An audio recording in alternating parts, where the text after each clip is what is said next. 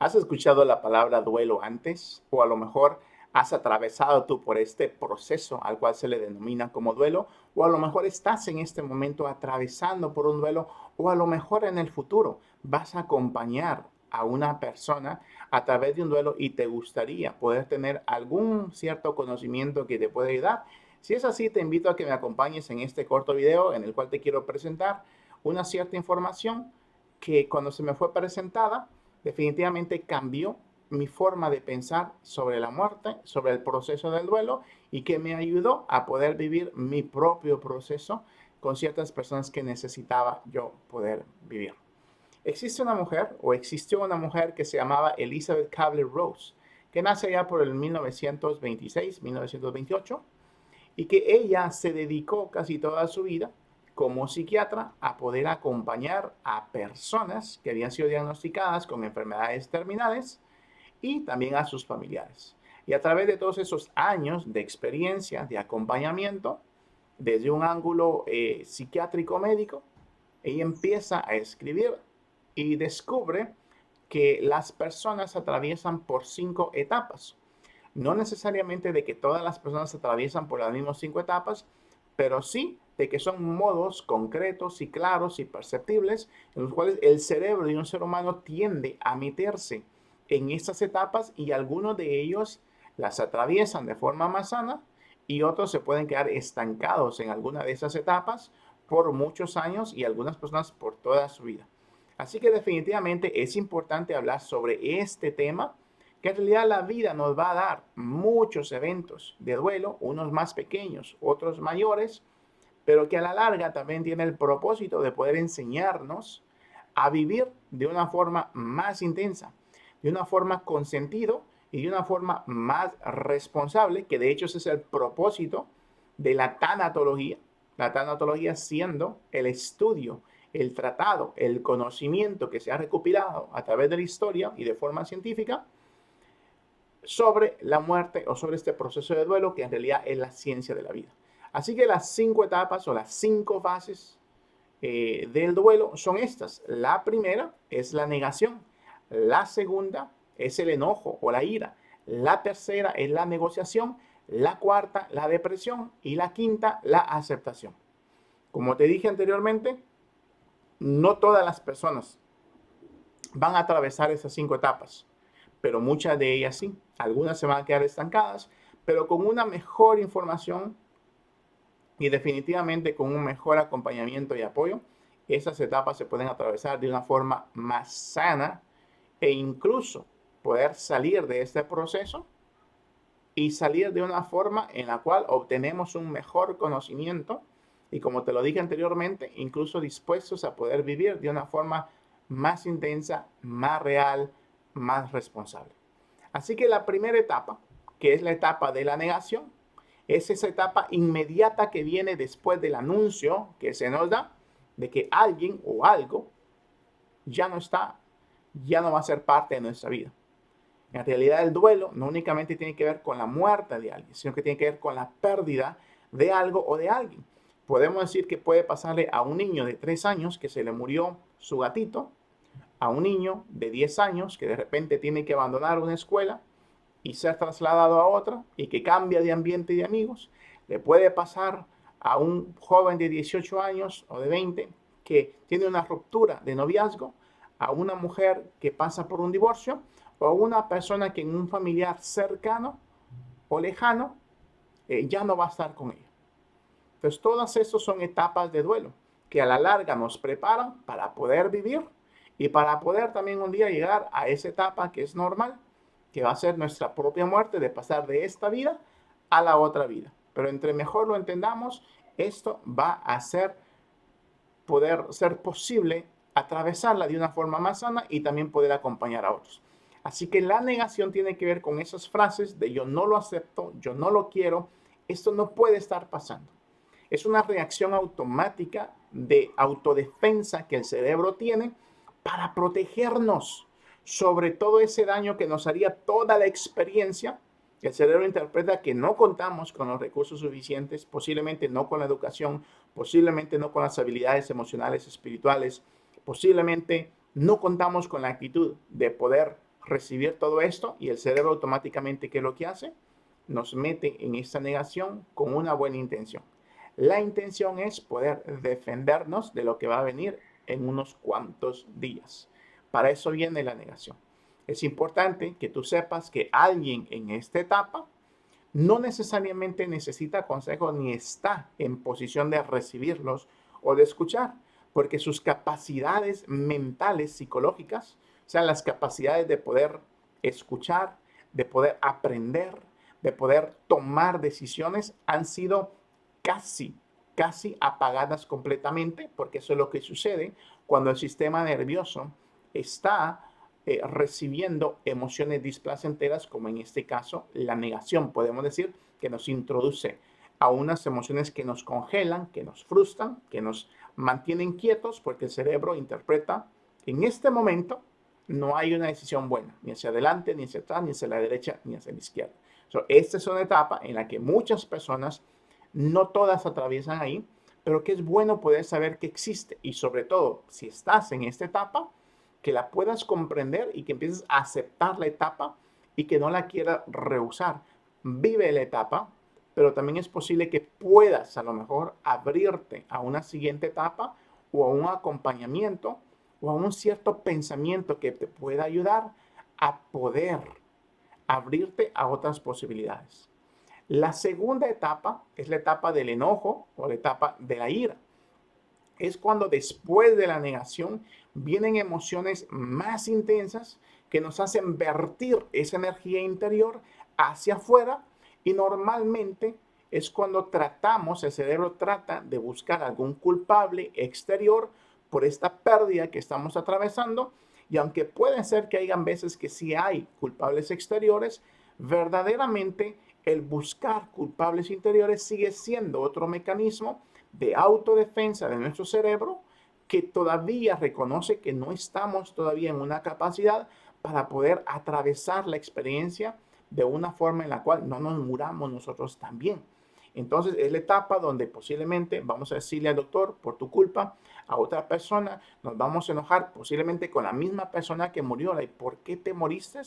Vamos a enojarnos posiblemente con Dios, con la vida, con nosotros mismos. Si yo hubiera hecho tal cosa, no hubiera muerto. Si tú hubieras tomado tal decisión, no hubiera muerto.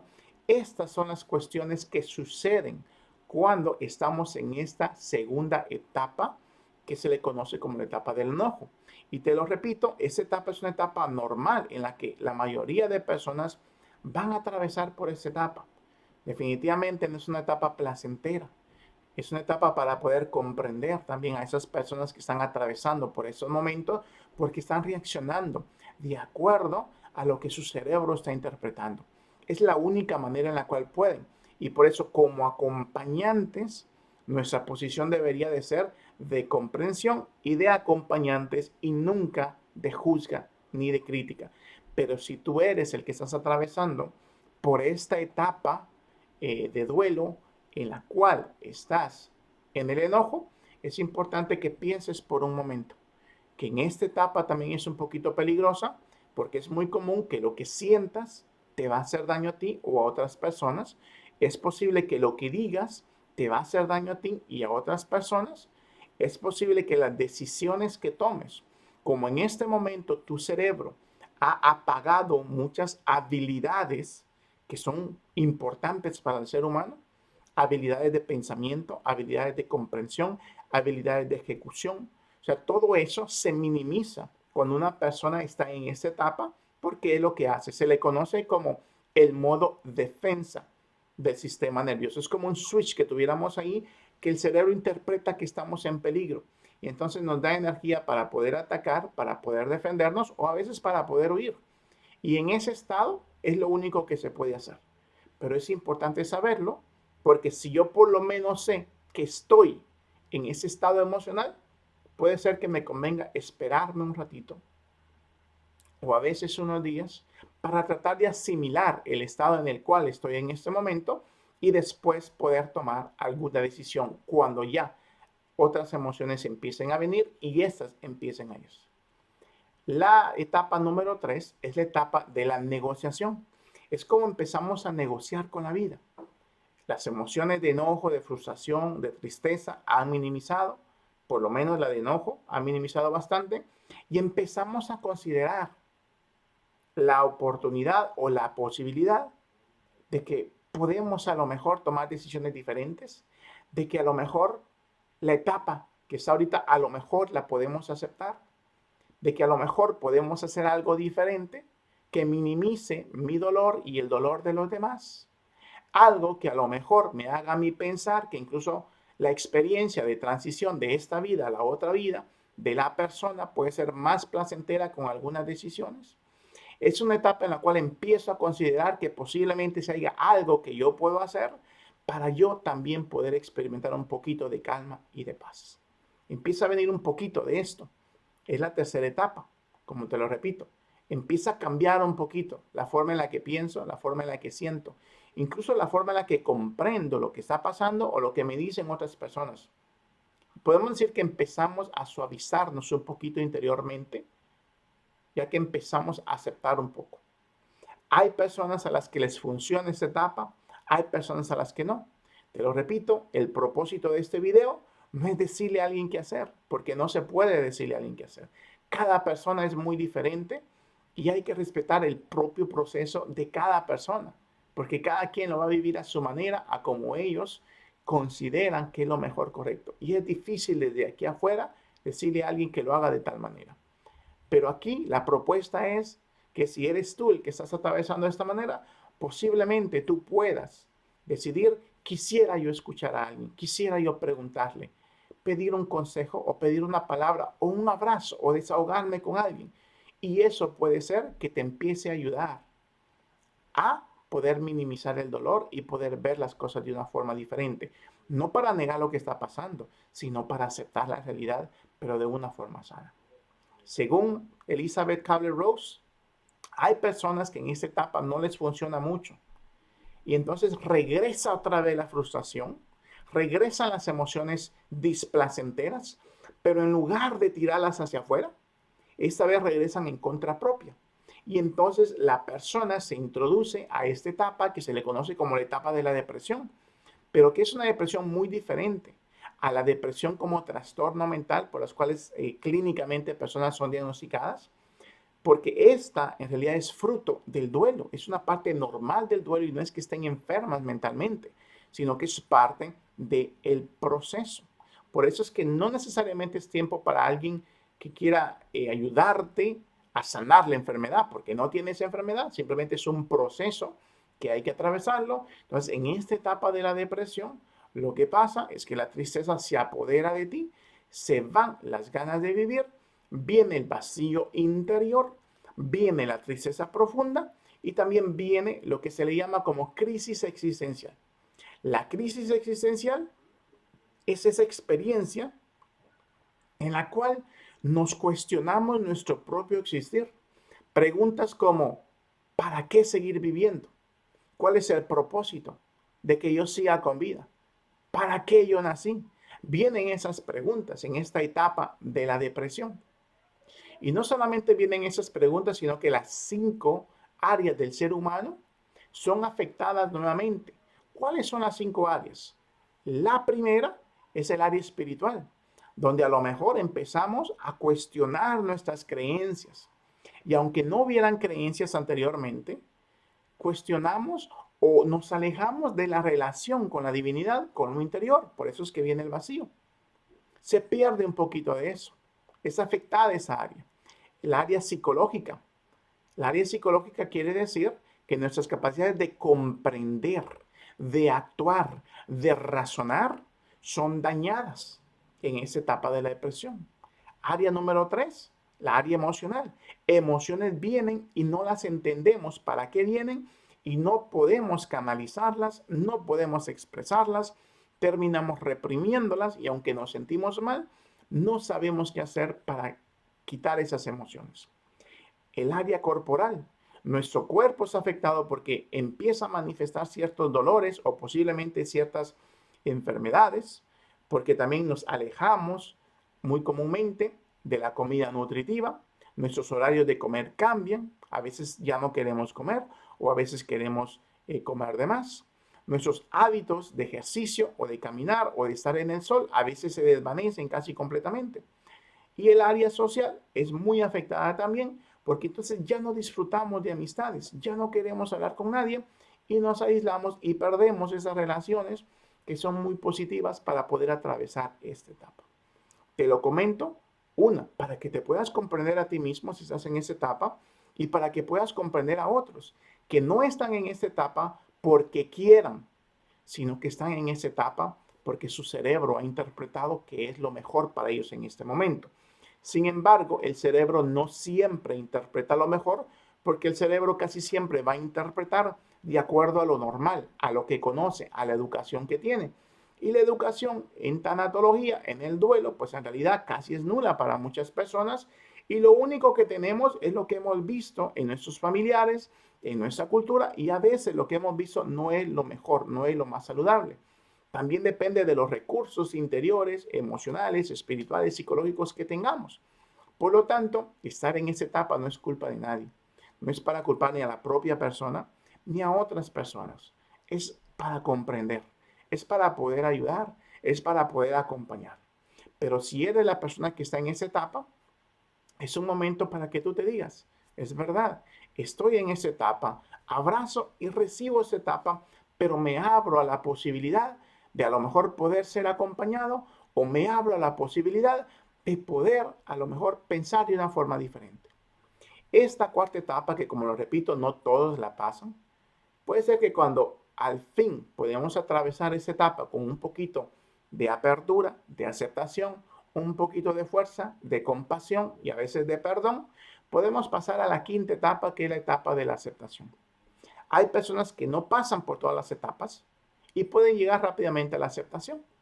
Hay personas que nunca llegan a la aceptación. La etapa de la aceptación es cuando finalmente nos abrimos a la nueva vida. ¿Por qué a la nueva vida? Porque la vida que teníamos antes con esa persona, haya sido como haya sido, ya nunca va a estar. Verdaderamente la vida es un constante cambiar y a veces no lo notamos. Pero esta experiencia de duelo es tan firme, tan palpable, tan obvia, que nos hace ver que la vida ya nunca va a ser igual. Regresar a lo mismo no se puede. De hecho, en psicología hay un término que se llama resiliencia.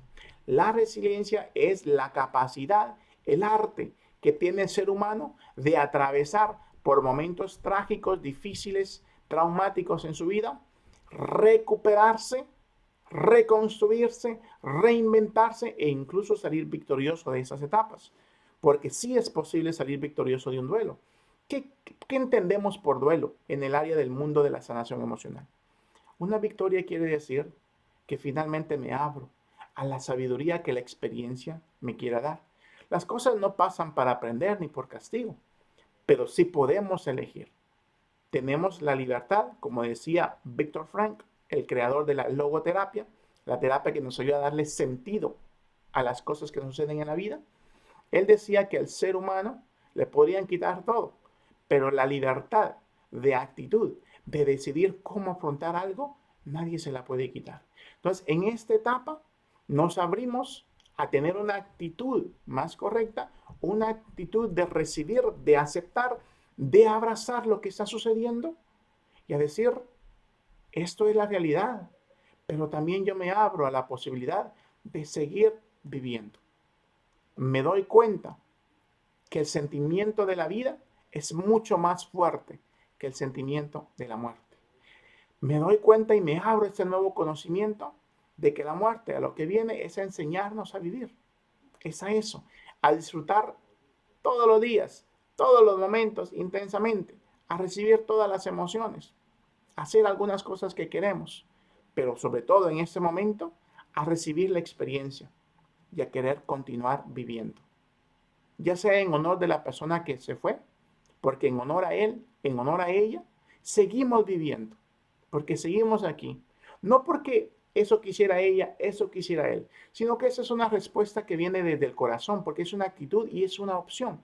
Hay otros que no la escogen, pero la invitación de este video es a que te abras por lo menos a la posibilidad de cuestionarlo, de pensarlo, que posiblemente sí puedas. Si puedas abrirte a seguir viviendo, de una forma diferente y que poco a poco te vas a volver a abrir al amor, a la felicidad, a la alegría, a la paz, a la tranquilidad y sobre todo a que a lo mejor esta experiencia también la podrías utilizar para agregarla a tu propósito de vida, a que te canalice, a que te encauce, a que te des cuenta que esa experiencia ahora te une de una forma más intensa con otras personas que han atravesado por un duelo, que están atravesando por un duelo o que van a atravesar. Esta experiencia te puede dar, si lo escoges, conocimiento que no hay ninguna universidad, ningún libro, ningún estudio científico que te lo pueda dar, porque es algo que tú, en tu propio ser, en tu propio corazón, en tu propia carne, estás viviendo. Y surge un conocimiento que si en algún momento te animas a poder compartirlo con otras personas, no te imaginas la clase de acompañamiento, de ternura, de compasión, la experiencia emocional que les vas a poder dar, porque ellos van a decir, esta persona me comprende, me acompaña y el alma de la otra persona se va a abrir a tus palabras, a tu acompañamiento o a tu silencio. Esas experiencias verdaderamente nos unen con los demás, nos hacen replantearnos la vida, replantear todo lo que pensábamos sobre la vida, sobre nosotros, nos hacen cuestionarlo todo, pero nos hacen tomar decisiones que sin esa experiencia no las hubiéramos tomado nunca. Nos hacen crecer, nos hacen conocernos de una forma más profunda, nos hacen darnos cuenta quiénes verdaderamente somos y que no hay nada más importante que vivir tu vida, que ser auténtico y que la vida te va a dar muchas experiencias, de las cuales ninguno nos vamos a salvar de ellas, pero la actitud que pongamos sí la podemos decidir con la única intención de seguir viviendo. Así que de mi parte, te mando buenos pensamientos, mis oraciones, para que este momento que estás atravesando sea un momento en el que también puedas notar la luz que hay en tu interior y que puedas dar un paso hacia adelante a tu tiempo, a tu ritmo, de la manera que tú decidas que es lo mejor para que puedas seguir disfrutando de la vida.